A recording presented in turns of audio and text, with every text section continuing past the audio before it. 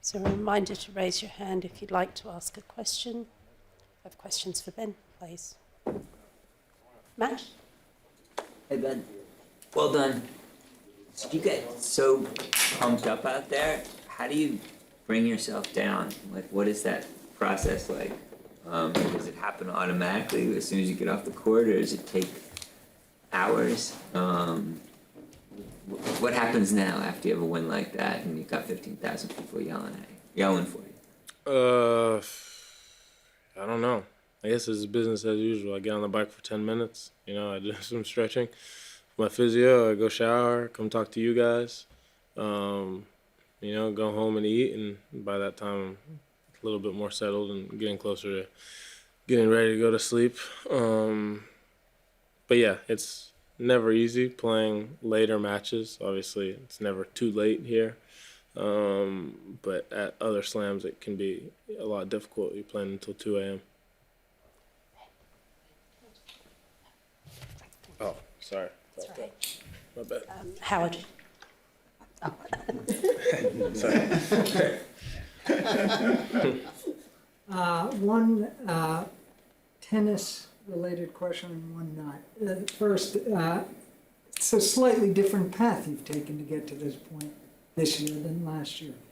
How big a deal is that to have only played 9 sets instead of 15? And does that influence how you shape up for week 2? Yeah, it's huge, not just physically, but mentally as well. The mental stress is a lot lower.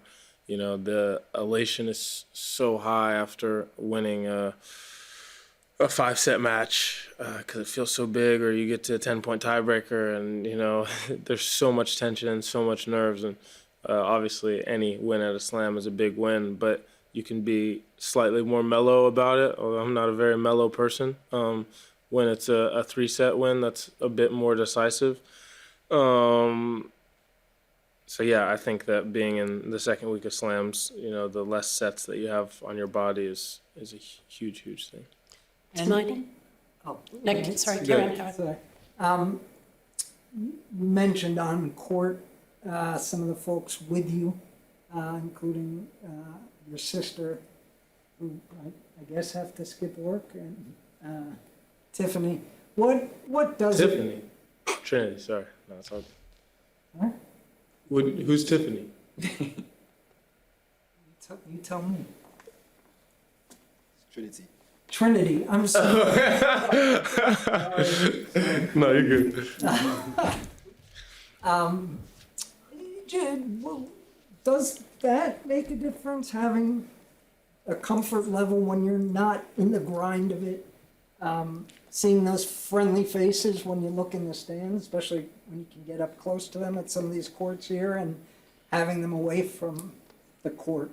Yeah, it's huge, not just being on the court, but also, we're staying in a house. So to have friends and family, people to hang out with, people my age, it's nice. We've really enjoyed it, obviously. Really close with my sister, and so all of us have kind of, been having fun this week, enjoying the off days, and the match days the same. So, yeah, it's been great. It's important to me. The tennis season's long, so the times where you can get people together to come travel with you or be at a tournament, especially if it's a big tournament, it's a lot of fun, and I know that me and my whole family and everybody enjoys it. Hermione? Hey Ben, well played. Wanted to ask you about your backhand slice. It's a shot I think you use it well and mix it up on all surfaces, but here it's obviously really effective. What's like the origin of that shot? Like when you're younger, did you use it a lot, or is it something that's like developed over time? Yeah, when I was young, I used it a lot because my backhand was terrible. So, that was kind of my way to get out of hitting backhands, run around and hit the forehand and slice the backhand. But for me, I'm learning to use it as an offensive shot, to play it short sometimes, bring guys forward, especially on this surface. It's tough to move forward fast. It's a shot that can kind of change the rhythm. A lot of guys, when you're hitting topspin balls, no matter how quality It can come back with interest. Guys play really well off of hard topspin shots. My backhand's a little bit flatter, stays low in the zone, and so if a guy's hitting that really, really well, try to mix it up, move it around the court. And I've stopped using it as much when I'm on the move defensively, just because guys can kind of come to net and pick that ball off, easy volley plays. So I've worked a lot on my open stance backhand and being able to stretch how far I can get out there and still hit the ball with two hands. And that's kind of been a really important shot for me to steal some points where guys are in control and kind of flip it. How much, like, working on your open stance backhand, I guess, what does that look like, and how much is that about technique versus also trusting when you're in the corners that, you know, you can get a ball back deep? Yeah, it's just reps. You got to have a million of them, so you feel confident at that point. You know, it's athletic ability, it's footwork, being able to move through the shot, and then execution in the match just comes with practice. So for me, I'm getting more and more comfortable. Sometimes I revert back to hitting that slice on the move on balls that I could have got with two hands, and it cost me. So it's something I continuously work on, whether it's feeding drills or live ball drills in practice before the tournament or training blocks. It's just a point of emphasis. Willie. How is the feeling different now to be at this stage of a major than it was the first time in terms of sense of belonging and kind of making this your territory? Yeah, I guess it's becoming more normal for me at the majors, or when I get to the big tournaments, I'm more confident about, you know, getting into the second week and having deep runs because I've done it a lot, and it is the tournaments that I play the best in and the format that I enjoy the most. And but it's good to be able to get to this point and, you know, like you were saying, go about my business a little bit more decisively. And, you know, I'm getting into the fourth round, but not feeling like I arrived somewhere, that, you know, it's just business as usual, on to the next, and trying to get to the next round after that, I think is huge. And the more that you just increase that capacity for work and being able to sustain the level that you're playing, your fitness level, for 7 matches at a Grand Slam, that's the ultimate goal. So that's kind of what I'm working towards, and trying to get to those big moments deep in slams and play my best tennis in those moments. If I may, just one follow-up.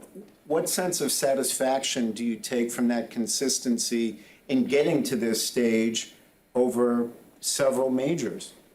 Yeah, for me, it's, you know, I don't overlook that accomplishment. I know that it's a difficult task just to play 3 out of 5 sets, mentally and physically, and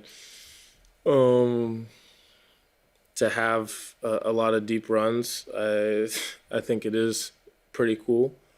For me, it's gonna be also, how can I do that at the Masters 1000s as well, and the smaller tournaments, the 500s, the 250s that I play the other weeks of the year that are a shorter format, that I haven't had as much success in. It's like, how do I replicate what I'm doing here or there? So, you know, that's another big goal for me, aside from continuing to do what I've been doing at the majors, is to do it at those other tournaments as well.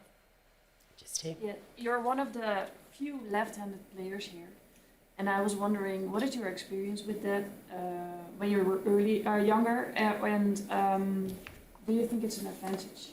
I feel like there's a lot of lefties on tour now. Obviously, a lot more righties, but I feel like it's growing and growing, the number of lefties. Lerner, Bolt, Tabilo. I mean, I think that it is becoming, you know, more normal to see a lot of lefties in the draw, but it is, you know, more rare than being a right-handed player, and there is certain advantages to making the ball spin or come in a different way than the righties do. I think that there's certain shots that I wish I was a righty on, and certain shots I'm very happy to be a lefty. I think that if you're a lefty, you have to have a lot quicker hands on your forehand, especially low in the zone, because guys are just ripping backhands cross, especially on low bouncing surfaces. And then, it's the same vice versa with them. Righties have to deal with your backhand cross going flat and through the court. Sometimes I wish I was able to hit the kick serve out wide in the ad to righties' backhands, because I feel like as big as my kick is, if it was up to a backhand, like when I play a lefty, it's kind of a, cheat code serve for me. So there's a lot of advantages for sure, just because people don't see your stuff all the time, and then it kind of evens out in terms of strategy, tactics. Bill. Congrats, Ben. Great run. You're known for your power game, but you also have a great knowledge of the game, a great sense of the game. We all know it's such a mental game. My question is, over the years, when you've talked to guys in the locker room or played them on court, who are the 2 or 3 you think sharpest, most mentally aware, most knowledgeable about this game?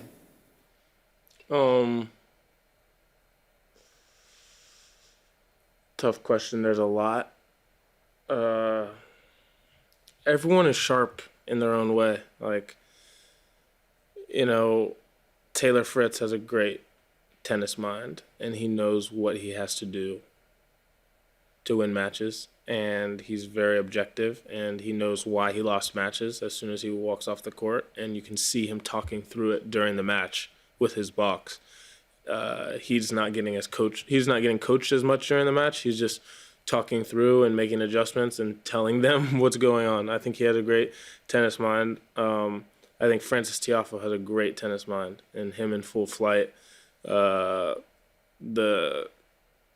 decisions that he's making on the fly, his processing is so quick, but how he sees the game is really impressive, and he may fool you by, the laughing and joking around all the time, but he's a really sharp tennis mind. So I know maybe that sounds biased because those are 2 Americans, but if I had to put one other guy in there, I've talked to Roger a few times, just about the game, and what kind of stuck out to me is how simple he put it, how simple he thought about things. He's watching tennis all the time, no matter the level, and so the commitment to just the game and love for the game and seeing that all the time, and then the way that he was able to simplify the game, dumb it down, not make it more complicated than it has to be, I thought was really impressive. Last question, Stu. Hey Ben, well played. Just wanted to ask you about your strengths versus comparing them to your opponents. Obviously, when you're playing well and you're serving well, there's not a lot your opponents can do. How do you get the balance between strengthening that strength and being aware of your opponent's weaknesses and working on that? And has that changed over years, particularly for the slams? Yeah, especially at the slams, it's a long match. You're out there for a long time, and you have to be able to make adjustments. The other guy's going to make adjustments. You got to get to a point where you can adjust on the fly if the other guy starts doing something well. So if you don't have a base game that you feel comfortable and confident in, regardless of what the other guy's doing well, you're going to struggle when they switch things up, and then suddenly, that's not working anymore. I think it's important to know your game and stick with your game and know the things that work for you in crunch time, and not try to change something up when you do get to that break point or you are serving for the set. We talk about bread and butter a lot and having your bread and butter plays, and I guess that helps when you have a serve that sometimes is untouchable. And but yeah, I think that there's kind of relationship, there's ebbs and flows in the match, and you have to be able to balance between playing your game, knowing what you're good at, and trying to expose some of the things that the other guy's struggling with on that day. Thank you. Thank you. Appreciate it.